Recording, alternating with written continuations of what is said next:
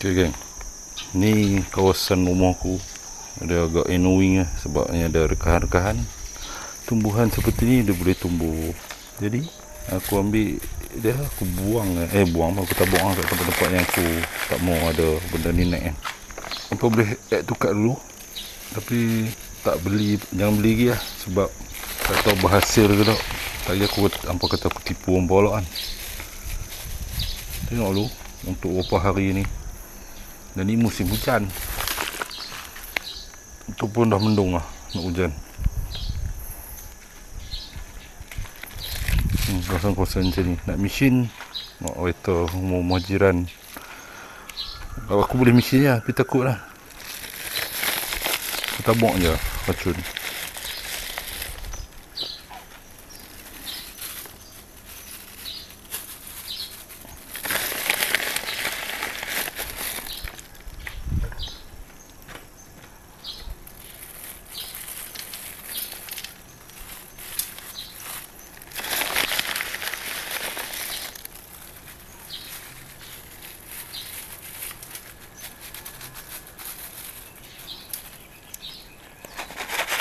Dia taklah bau chemical sangat.